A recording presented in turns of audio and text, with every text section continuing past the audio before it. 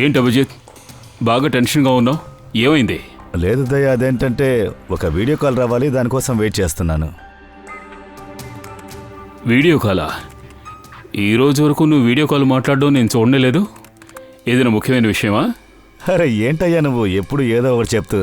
ఏం లేదయ్యా, మన కేతన్ ఉన్నారు కదా, క్రైమ్ బ్రాంచ్లో ఉన్నారే, ఆయన నాకు చెప్పారు. అంటే 12 గంటలకు వీడియో కాల్ చేస్తానని, ఏదో సర్ప్రైజ్ ఇస్తానన్నారు. అందుకే వెయిట్ చేస్తున్నాను. ఏంటి సార్, ఎలా ఉన్నారు కేతన్ సార్? ఇంకా అలా ఫిట్గానే ఉన్నారు సార్. అరే ఏంటయ్యా ఎగతాళి చేస్తున్నావు? రిటైర్డ్ అయిన తర్వాత కాస్త బొజ్జ పెరిగింది అంతే, ఎక్సర్సైజ్ చెయ్యాలి ఇప్పుడు అంతే. అరే లేదు సార్, నేను నిజంగానే చెప్తున్నాను, చాలా స్మార్ట్ గా ఉన్నారు సార్. సరే ఒక విషయం చెప్పు, నీ వెడ్డింగ్ కార్డ్ నాకు ఎప్పుడు పంపిస్తావు? అరే సార్ మీరొకరు సార్. సార్ మీరు వచ్చి సీనియర్ ఆఫీసర్, ముందు మీరు చేయండి సార్, తర్వాత నేను చేసుకుంటాను. లైన్ బ్రేక్ చేసి ముందుకెలా వెళ్ళేది. కొత్తగా ఇల్లు కొనేసావు కదా, అంతే, ఇంకా త్వరలోనే నీ భార్య వచ్చేస్తుంది. ఇకపై నాకు ఈ వయసులో ఎవరయ్యా పిల్లనిస్తారు? అరే అలా చెప్పకండి సార్, అన్నిటికీ టైం ఉంది. ఎక్కడున్నారు సార్? ఇంకెక్కడ, మన ఫామ్ హౌస్ లోనే. సండే వచ్చేయ్, ఇద్దరం లంచ్ తిందాం. తప్పకుండా వస్తాను సార్. కాస్త ఆగు, నా ఇల్లు చూపిస్తా, చూసేసి ఎలా ఉందో చెప్పు. ఇప్పుడు చూడు, తెలుస్తుందా?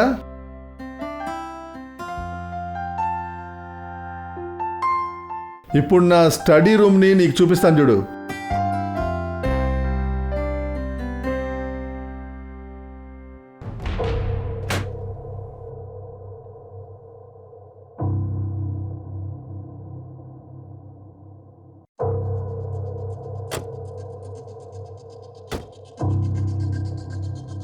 అభిజిత్, ఇప్పుడు నీకు ఒక విషయం చూపిస్తా, చాలా ఫస్ట్ క్లాస్గా ఉంటుంది.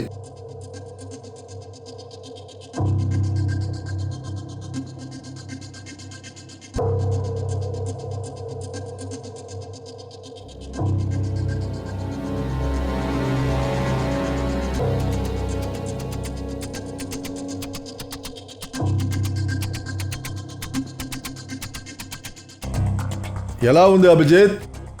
ఇదే నా study room. Sir super sir, అద్భుతంగా ఉంది. ఏంటి సార్ చాలా ఎంటీగా ఉంది? ఫర్నిచర్ కనుక వచ్చిందనుకోండి యమ్మ అదిరిపోద్ది. కేతన్ సార్,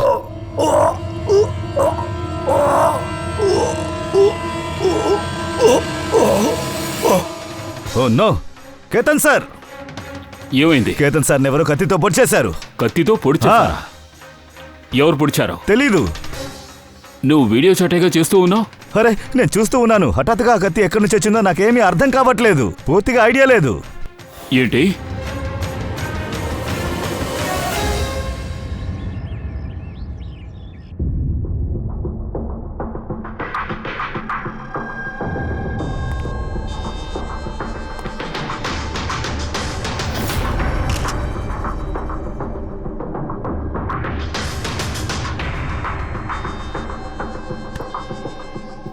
నువ్వు బానే ఉన్నావుగా? ఓకేనే. ఏమీ అర్థం కావట్లేదు సడన్ గా ఇదంతా ఎలా జరిగిందని. సార్ కేతన్ సార్ వచ్చేసి వందల కొద్ది నేరస్తులని జైలుకు పంపించారు. ఒకవేళ వాళ్ళల్లో ఎవరైనా ఒక నేరస్తుడు పగ తీర్చుకొని ఉంటాడు. కానీ ఎప్పుడు, ఎలా? కేతన్ సార్ నాతో మాట్లాడుతూ ఉన్నారు, ఇదిగో ఇక్కడే నిలబడి ఉన్నారు, ఆయన వెనకాల ఎవరూ లేరు. తర్వాత సడన్ గా కత్తితో ఎవరు పొడిచారు, ఏం చేశారు? నీకు గుర్తుందా? రూమ్ లోపల ఎవరూ దాక్కోలేదుగా? లేదు, కేతన్ సార్ నా దగ్గర ఇల్లు మొత్తం బాగా తిప్పి చూపిస్తూ ఉన్నారు. మేము మాట్లాడుతూ ఉన్నాం. ఇక్కడ చూడు, ఈ రూమ్లో వేరే ఎక్కడా చోటు లేదు, అన్నీ ఓపెన్లో ఉన్నాయి, ఎవరు దాక్కోగలరు? నువ్వే చెప్పావు కదా కేతన్ గారు నీ కళ్ళ ముందే తలుపు తెరుచుకుని లోపలికి వచ్చారని. ఆయన ఈ డోర్ని ఓపెన్ చేశారు, లోపలికి వచ్చారు, తర్వాత డోర్ని కూడా ఆయన క్లోజ్ చేశారు. అయితే ఒక విషయం క్లియర్, హంతకుడు ఆల్రెడీ ఆ రూమ్లోనే ఉన్నాడు, ఆ తర్వాత రాలేదు. అదే ఆలోచిస్తున్నాను నేను. నా కంటికి ఏది కనిపించట్లేదు, నాలాగే ఈ కేతన్ సార్ కంటికి ఏమీ కనిపించలేదు. సార్, ఈ రూమ్లోకి రావడానికి ఇంకే దారి లేదు, ఇక్కడున్న డోర్ తప్ప. ఇక్కడ కిటికీలంటూ ఏవీ లేవు. పూర్వి మళ్ళీ ఈ రూమ్ని చెక్ చేయండి. డెఫినెట్గా రహస్య మార్గం ఏదో ఒకటి ఉంటుంది. సార్ సార్ దీంతో పాటు 3 సార్లు చెక్ చేశా.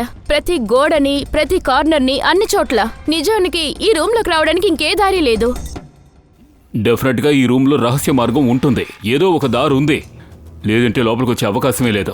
అభిజిత్ కళ్ళకి ఆ హంతకుడు కనిపించలేదు. ఇక్కడ కీర్తన్ గారు ఒంటరిగానే ఉన్నారు కదా? అవును, ఇక్కడ ఒంటరిగానే ఉన్నారు. కేర్టేకర్ ఎవరైనా ఉండుంటారు. ఇక్కడికి ఎవరెవరు వచ్చి వెళ్ళారో మనం కొంచెం ఎంక్వైరీ చేయాలి. కీర్తన్ గారు ఇక్కడ ఉంటున్నట్టు ఎవరెవరికి తెలుసో చూడాలి. హా, పంకజ్, కేర్టేకర్ని రమ్మని చెప్పావా నువ్వు? ఇక్కడ ఎవరూ లేరు సార్.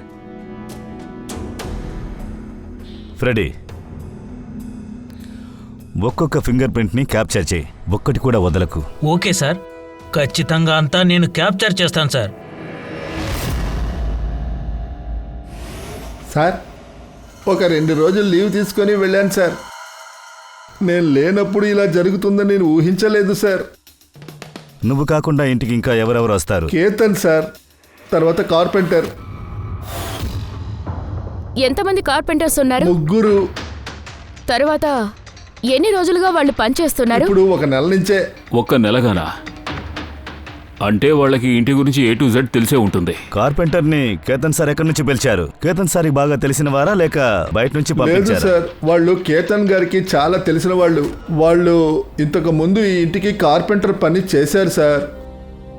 బాగా తెలుసా? వేరే ఎవరూ రాలేదా? లేదు సార్.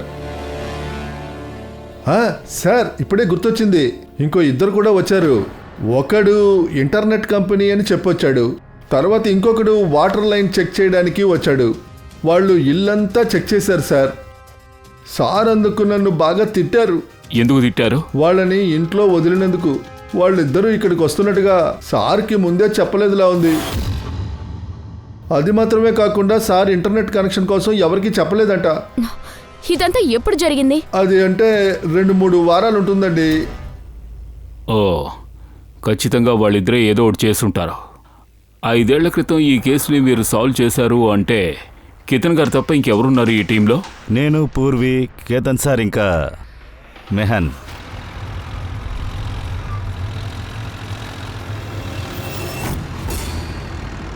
ఆ లేడీ ప్రాణానికి ప్రమాదం. ఆ హత్య చేసిన వాడు ఇక్కడే ఎక్కడ ఉన్నాడు. ఎస్ సార్, త్వరగా వెళ్ళిపోదాం. వాళ్ళు 15 మినిట్స్ దూరంలోనే ఉన్నారు. రీచ్ అయిపోవచ్చు.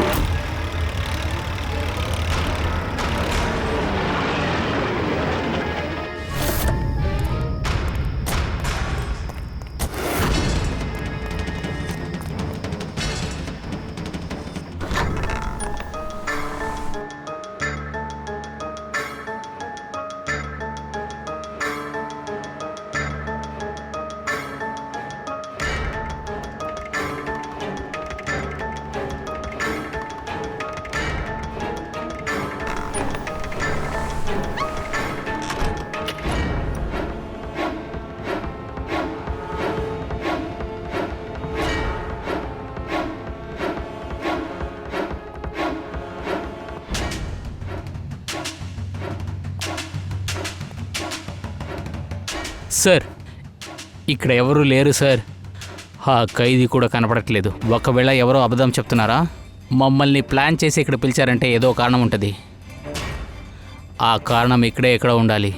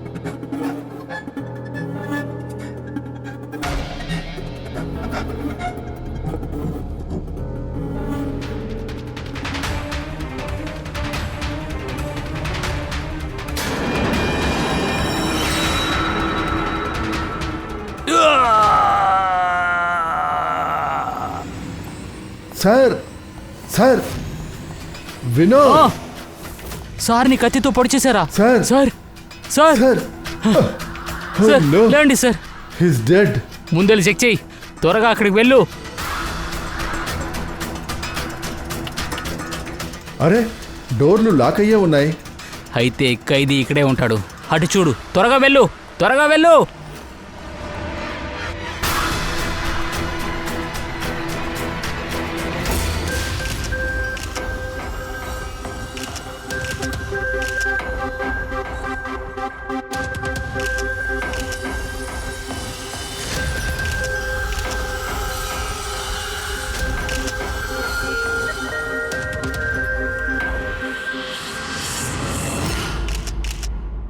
ఇక్కడ ఎవరూ లేరా? ఆ? సార్ నేను నిజమే చెప్తున్నాను. ఇక్కడ సారు మేము తప్ప వేరెవరు లేరు. నాకేమీ అర్థం కావట్లేదు సార్. ఇదంతా ఎలా చేశారు? మీరందరూ ఇక్కడికి ఎందుకు వచ్చారు? సార్ ఒక లేడీ కాల్ చేసింది, తన ప్రాణానికి ప్రమాదమని. తనని కాపాడడానికి వచ్చాం. కానీ ఇక్కడికి వచ్చి చూస్తే ఏ లేడీ లేదు. ఫోన్ కూడా ఏదో ప్రైవేట్ నెంబర్ నుంచే చేశారు. అలాగా? ఇదంతా ఒక పథకం. పక్కాగా ప్లాన్ వేసి కొట్టాడు. సార్ ఇతను ఇక్కడ వాచ్మెన్గా పనిచేస్తున్నాడు. రాత్రి గొడవని ఎన్ని గంటలకు క్లోజ్ చేశారు? రాత్రి 10 గంటకి సార్. అప్పుడు ఇక్కడ ఎవరైనా ఉన్నారా? లేదు సార్, నేను బాగానే చెక్ చేశాను. ఇక్కడెవరు లేరు.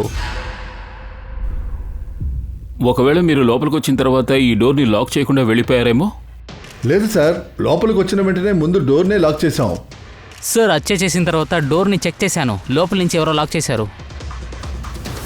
అయితే హంతకుడు ముందే లోపలున్నాడు. కేతన్ సార్ ఇంట్లో ఉన్నట్టు ఒకే తలుపు క్లోజ్గా ఉంది. ఏ ఒక్క కిటికీ లేదు. హంతకుడు ఎలా మాయమయ్యాడు? సార్ మళ్ళీ ఇంకొక ఆఫీసర్ని హత్య చేశారు. ఆయన మనకు కూడా తెలుసు. నాకు ఆ హంతకుడు తెలుసనే అనిపిస్తోంది. అభిజిత్, నువ్వెలా హంతకుడు తెలుసని చెప్తున్నావు? నువ్వు హంతకుడిని చూడలేదు కదా? నాకు అర్థమైంది సార్. మీరు ఎవరిని టార్గెట్ చేశారో నాకు అర్థమైంది.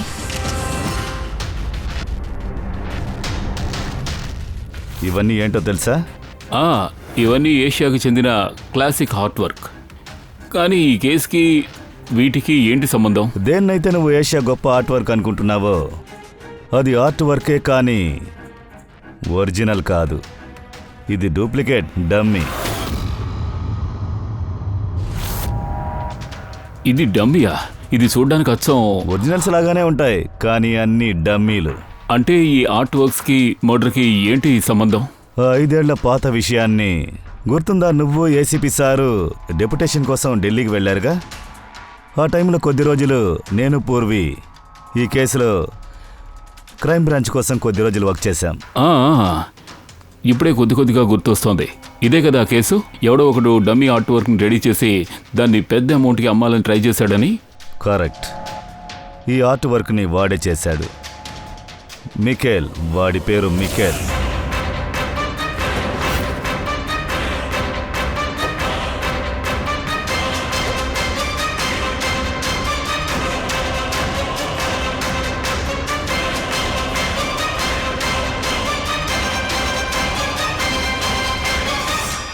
కానీ దానివల్ల మికేల్ ప్రతిభ, అతని కళ తగ్గలేదు. తగిన రూట్లో వెళ్ళుంటే మికేల్ మిగతా వాళ్ళకంటే ప్రతిభావంతుడు. అందువల్లే వాడు ఆలోచించినట్టున్నాడు, ఒరిజినల్ పెయింటింగ్స్ని ఎవరైనా చేయొచ్చని. కానీ ఒరిజినల్కి అలాంటి కాపీనే రెడీ చేయడం అన్నది అది అందరూ చెయ్యలేరు. ఇక్కడ తప్పుడు పని చేసేటప్పుడు వాడికి చాలా డబ్బు దొరికింది. వాడికి ఒరిజినల్ చేయాల్సిన అవసరమే ఏర్పడలేదు. కోట్లు ఇందులోనే వాడు సంపాదించాడు. మహానాటిస్ ఒరిజినల్ పెయింటింగ్ చూసి డమ్మీ కాపీని గీశాడు. కళాత్మకంగా దాన్ని చేయడం వల్ల అది ఒరిజినలా డమ్మీయా అని ఎవరూ తేలిగ్గా చెప్పలేరు. వాడు ఆ 20-30 ఇయర్స్ పాత క్యాన్వాస్తోనే పెయింట్ చేస్తుంటాడు. పాత మాస్టర్ పీస్ని అలాగే డిట్టో పెయింట్ చేస్తుంటాడు. బాగా మునిగిపోయాక చాలామంది అభిమానులు కోట్ల కొలది డబ్బును మోసపోవడం, క్రైమ్ బ్రాంచ్ మిఖేల్ని పట్టుకునే బాధ్యతను మా 4 ఆఫీసర్స్కి ఇచ్చారు.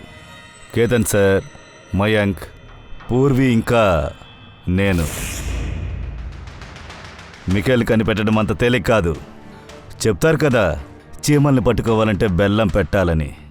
ఆ కళాకారుని పట్టుకునే బెల్లము వాడి పాత క్యాన్వాస్, అలాగే ఆ కెమికల్స్ వాడు వాటిని యూజ్ చేస్తున్నాడు. 100-200 ఏళ్ల పాత మాస్టర్ పీస్నే వాడు ఉపయోగిస్తున్నాడు. ఆ తర్వాత మేము అన్ని ఆర్ట్ గ్యాలరీ షాప్స్ అన్నిటినీ గమనించడం మొదలుపెట్టాం. అక్కడే ఇలాంటి వస్తువులు దొరకడం మొదలైంది. ఇలాంటి వస్తువులు కొనడానికి ఎవరైతే వస్తారో వాళ్ళ డీటెయిల్స్ని మేము కూర్చొని కలెక్ట్ చేశాం.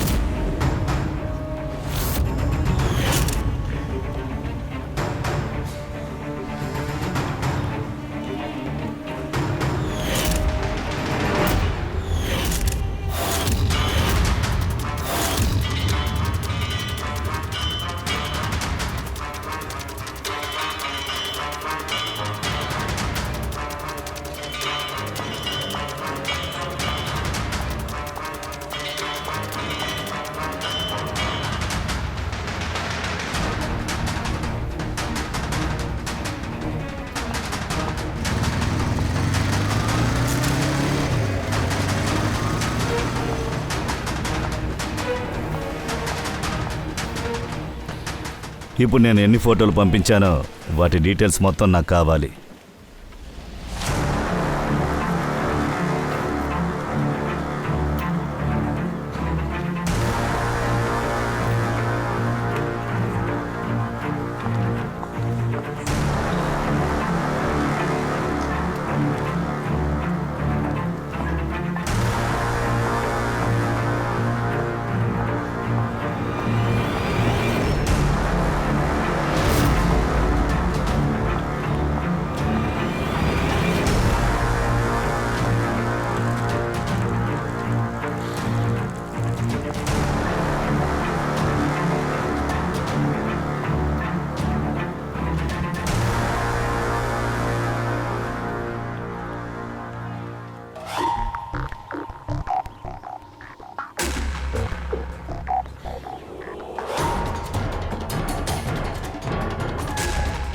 ఒక వారం రోజుల తర్వాత మేము ఒక అమ్మాయిని చూసాం. తను థింగ్స్ అన్నీ కొంటూ ఉంది. తనకు ఏ ఆర్ట్ బ్యాక్గ్రౌండ్ లేదు. ఖచ్చితంగా ఇందులో ఏదో సమస్య ఉంది. ఈ లేడీ బ్యాంక్లో వర్క్ చేస్తుంది సార్. వాడెందుకు ఇలాంటి వస్తువుని వెతుక్కుంటూ వచ్చాడో, దాన్ని తీసుకుని అమ్ముతాడో. ఆ అమ్మాయిని చూస్తుంటే ఏదో తప్పుడు పార్టీ లాగానే ఉంది.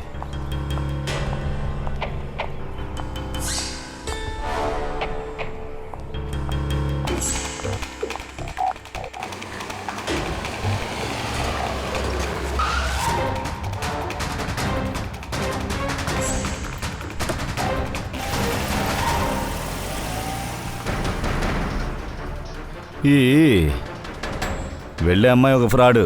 తను ఎక్కడికి వెళుతుందో చూడు.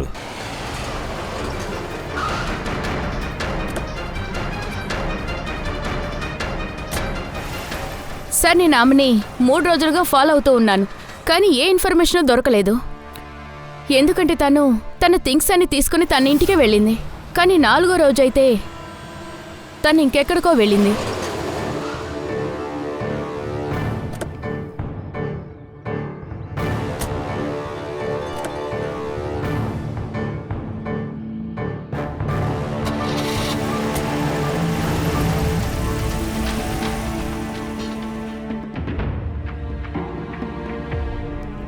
మికల్, మికల్, మికల్, తను ఎందుకని ఇంకా లంచ్ కూడా తినలేదు?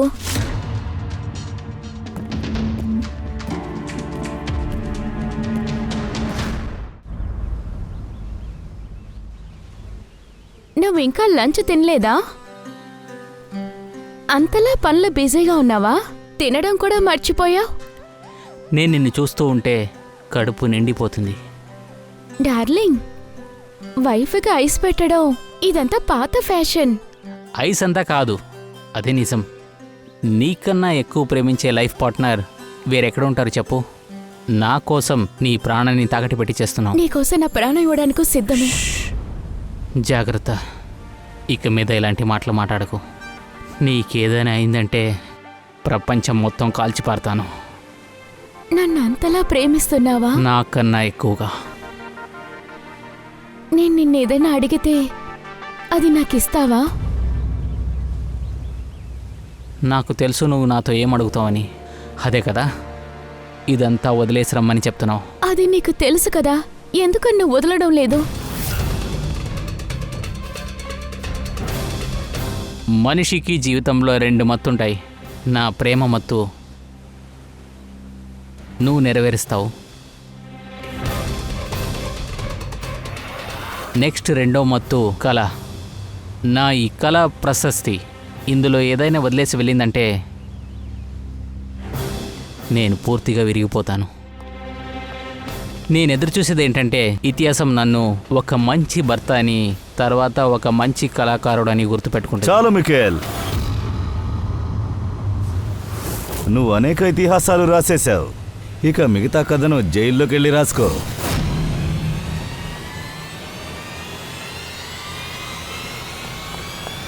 ఏ మికేల్, ఆగు! ఏయ్, ఆగు! ఏయ్!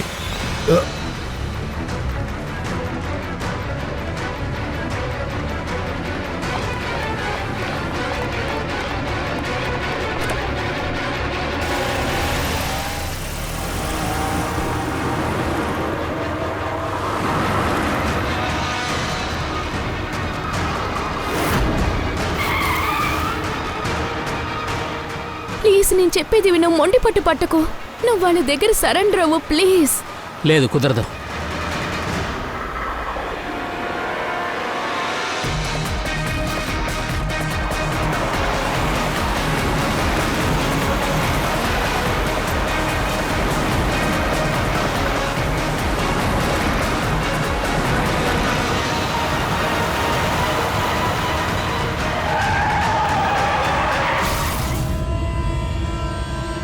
తను చనిపోయింది సార్. మీ వల్ల శీతల్ నన్ను వదిలేసి వెళ్ళిపోయింది.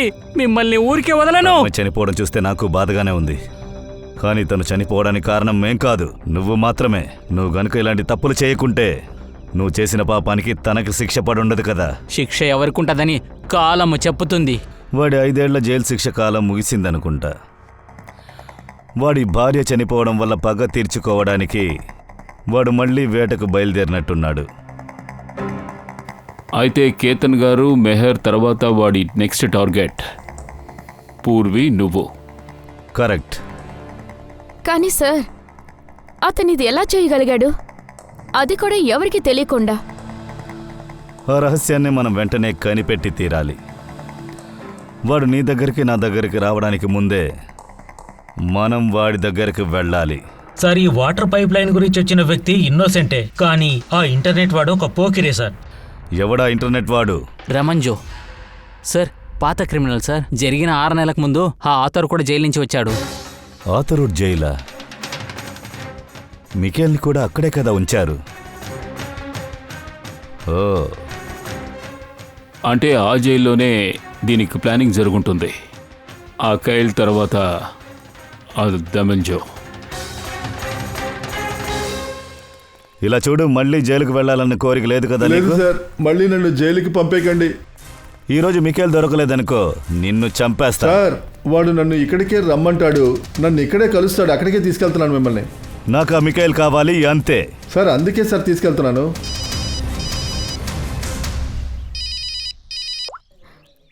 హా శాంతి. ఏంటి? నాన్నకి ఒంట్లో బాలేదా? సడన్గా ఏమైంది? అది నేను కేసు విషయంగా బయటకు వచ్చాను. ఏంటి ఏంటి ఏమైంది? సార్, నాన్నకి సడన్ గా ఒంట్లో బాలేదంట, అందుకని శాంతి నర్స్ ఉన్నారు కదా, ఆవిడే చూసుకుంటున్నారు. ఆవిడే కాల్ చేశారు. సరే సరే, అయితే నువ్వు బయలుదేరి పూర్వి, నేను చూసుకుంటాను. సార్, వెళ్ళు, ఏదైనా అవసరమైతే కాల్ చేస్తాను.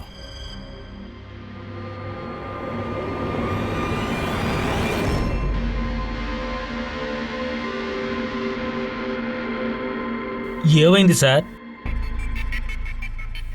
ఫ్రెడీ, ఇప్పుడు నేనేం ఆలోచిస్తున్నానంటే, ఇంతవరకు మన సిఐడి కెరియర్లో ఇటువంటివెన్నో క్లోజ్డ్ డోర్ మర్డర్స్ని సాల్వ్ చేశాం, కానీ ఇంతవరకు ఏ కేసు ఇలా చిక్కుగా లేదు. అవును సార్, ఇంతకు ముందు కూడా ఇలాంటి క్లోజ్ రూమర్ అయిన కేసులు చాలా వచ్చాయి. ఖచ్చితంగా ఏదో ఒక రహస్యదారి ఉండే ఉంటుంది, హంతకుడు లోపలికి వెళ్ళడానికి బయటికి రావడానికి. అది రూమ్లో ఏదైనా రహస్య మార్గం ఉండుంటుంది, లేదంటే హత్య చేయడం కోసం ఏదైనా గోల్మాల్ చేసుంటాడు. కానీ ఆ రూమ్లో రహస్య మార్గం ఏమీ లేదే. ఆ రూమ్లో ఏది విరగొట్టినట్టు కూడా లేదు. కానీ ఈ హంతకుడు ఏమిట్రా అంటే ఎవ్వరికీ కనిపించడం లేదు. సార్ అది నాకు ఆలోచించి బుర్ర వేడెక్కుతోంది. హంతకుడు అసలు కనపడ్డమే లేదు సార్. చాలా ఏళ్ల క్రితం నేను ఒక సినిమా చూశాను. అందులో ఒక హీరో గ్యాడ్జెట్ తో మాయమైపోతాడు. అయినా అదొక సినిమానే సార్. అవును, అది ఒక ఫిలిం. ఇది నిజ జీవితం. అన్నట్టు సార్, మ్మ్. దాని గురించే ఆలోచిస్తున్నారా? నేను అదే ఆలోచిస్తున్నాను. ఈ విషయం నాకు అర్థం కావడం లేదు.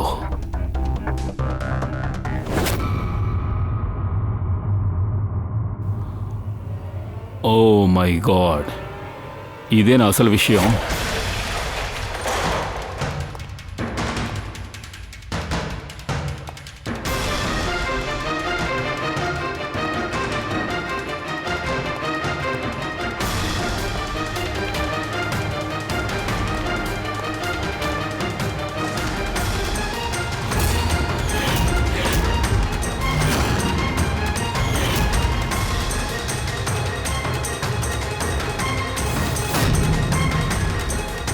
చాలా రోజులుగా వాడు మన నలుగురిని గమనిస్తూ ఉన్నాడు. వాడికి నువ్వే హెల్ప్ చేసావా ఈ పని కోసం? అవును సార్.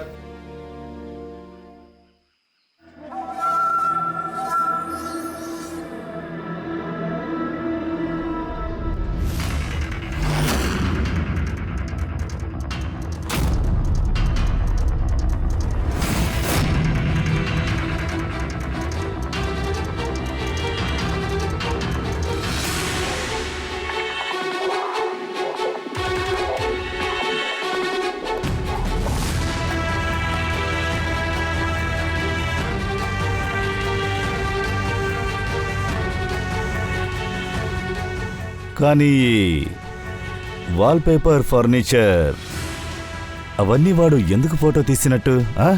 వాడు నాకు ఏం చెప్పాడో అదే విధంగానే ఫోటో తీసి పంపాను సార్.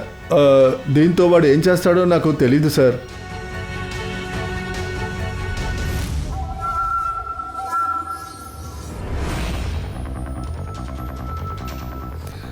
ఒకవేళ ఆ రహస్యం ఈ ఫోటోలోనే దాగుందా ఏంటి? హత్యకు సంబంధించిన రహస్యం.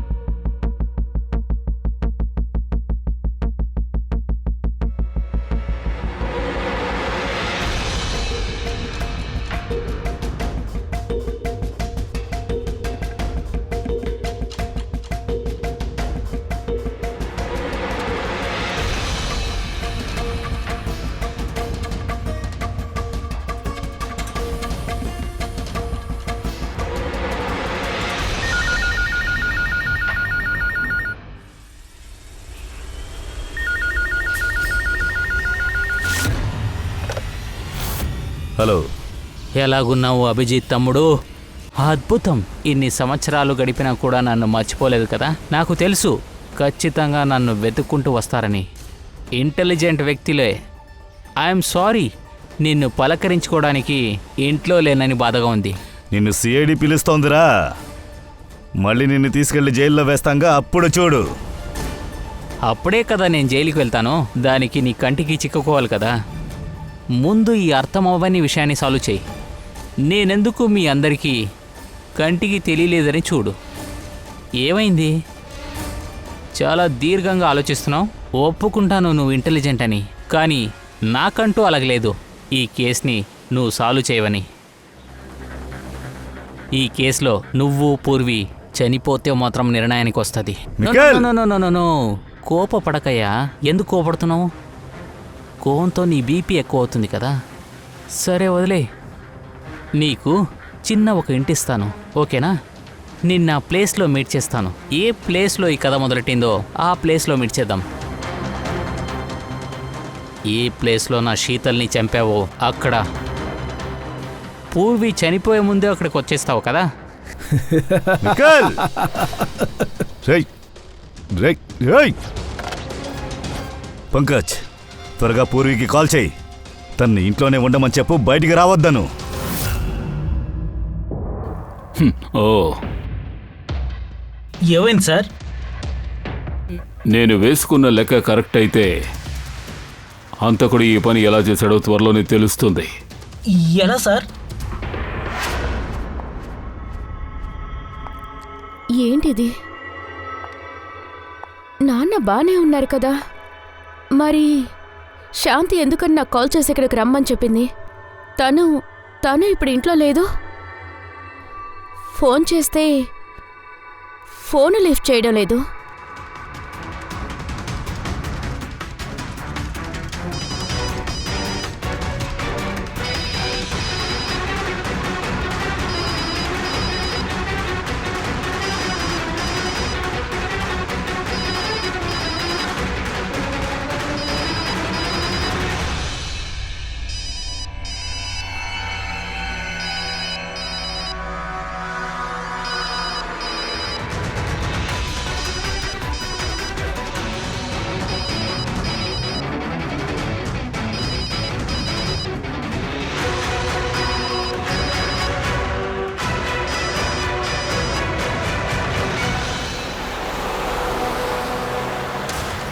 సార్, ఈ పూర్వి ఫోన్ రిసీవ్ చేయట్లేదు సార్.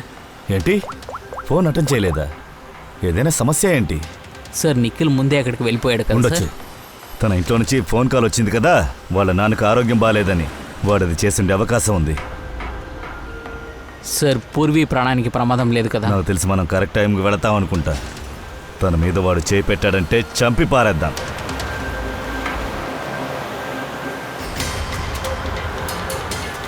రీచ్ అయ్యేసాం. ఇదే ఆ మిహేల్ భార్య చనిపోయిన స్థలం.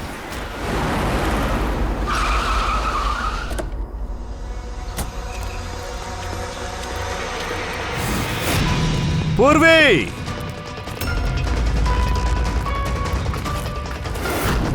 పూర్వీ!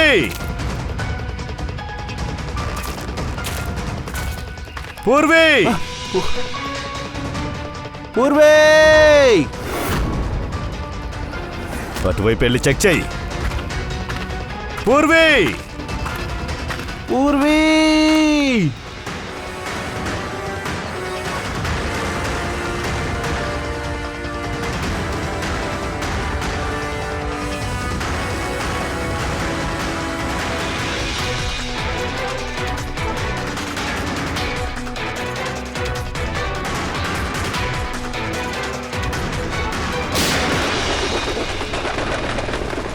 పూర్వీ! పూర్వీ!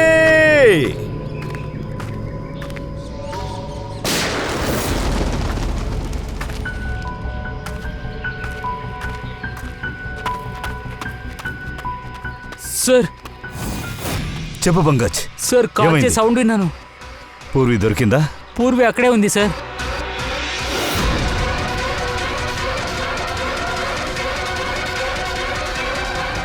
దిగులు పడకు అభిజిత్, తను ఇంకా చనిపోలేదు.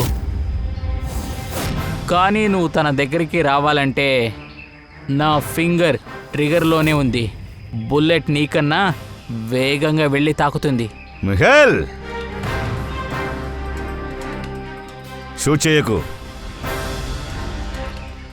ఇలా చూడు, నీకు పగ తీర్చుకోవాలి కదా, నేనే వచ్చాను.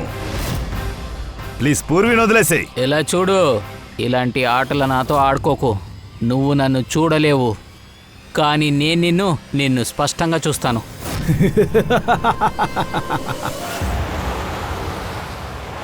అభిజిత్, నేను చెప్పేది జాగ్రత్తగా విను, కొంచెం కూడా రియాక్షన్ ఇవ్వద్దు. నువ్వు వాణ్ణి అస్సలు చూడలేవు. నువ్వు కేతన్ గారు వాణ్ణి మీరు స్టడీ రూమ్లో చూడలేకపోయారు. మెహర్ కూడా ఎంత ట్రై చేసినా వాడిని చూడలేకపోయాడు. అంతెందుకు పూర్వీ కూడా వాడిని చూడలేకపోయింది. ఎందుకంటే వాడిని చూడడం అనేది జరగని కార్యం. ఎక్కడికి వెళ్ళి వాడు నేరాలు చేసినా అక్కడే వాడు మాయమైపోతూ ఉంటాడు. అదే రూమ్లో, అదే డెకార్లో వెంటనే మాయమైపోతున్నాడు. ఎవరూ ట్రేస్ చేయలేకపోతున్నారు. వాడు ఒక ఆర్ట్ పీస్ కాదు, ఒక మనిషి. కేతన్ గారి రూమ్లో వాడు ఒక వాల్ పేపర్ లాగా మారిపోయాడు. అర్థమైందా?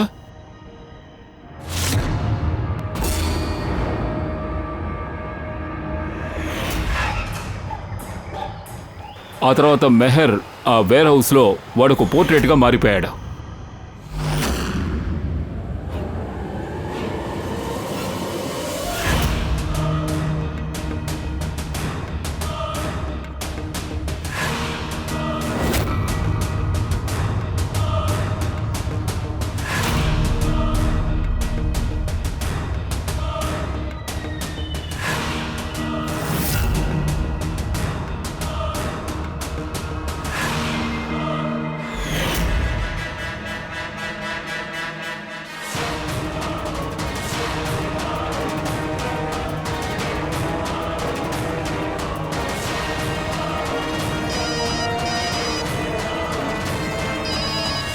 ఈ విషయం నాకు ఎలా తెలిసిందంటే warehouse crime scene photos అన్నీ చూసినప్పుడే. అప్పుడే ఆ పోర్ట్రేట్లో కనిపించిన వేళ్లని నేను చూశాను.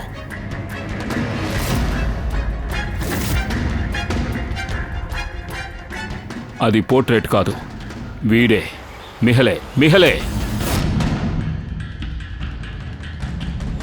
ఓకే దయా, కెమఫ్లాజ్ పొదల్లో ఎక్కడో దాక్కుని ఉన్నాడు.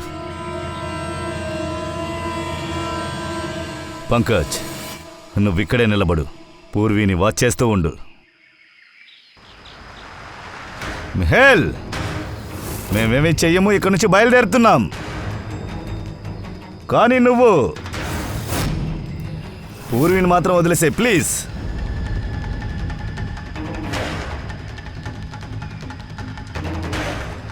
అనవసరంగా రక్తంతో ఆడుకోకు, చెప్పేస్తున్నా. నేను ఈ చోటుకే వచ్చేశాను. నువ్వే చెప్పు, నిన్నెక్కడికి వచ్చి కలవాలో అక్కడికే వస్తాను. చెప్పు.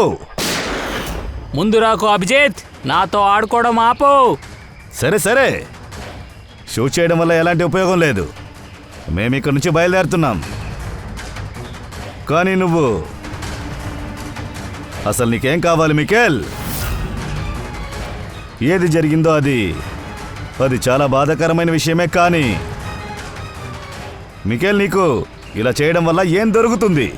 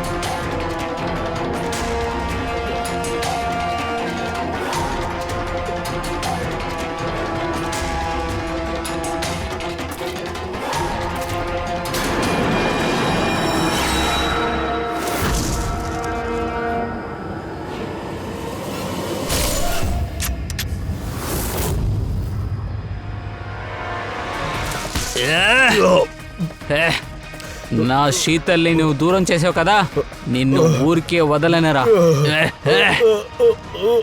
నా కొండని చంపేశావు కదరా.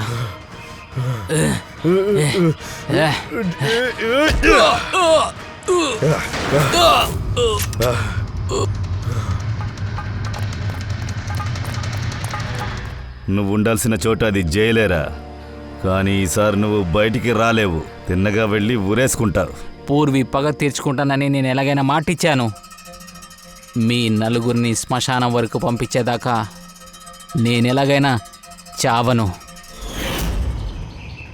ఇద్దరు చనిపోయారు, ఇంకా మీరిద్దరు మాత్రమే మిగిలారు. నీ చట్టాన్ని దగ్గర చెప్పు, చాలా స్ట్రాంగ్ అయిన జైలర్ని రెడీ చేయమని. ఎలాంటి జైలైనా నిన్నెవ్వరూ కాపాడలేరు. సరే, బయలుదేరు జైలుకి. రారా, పోదరా.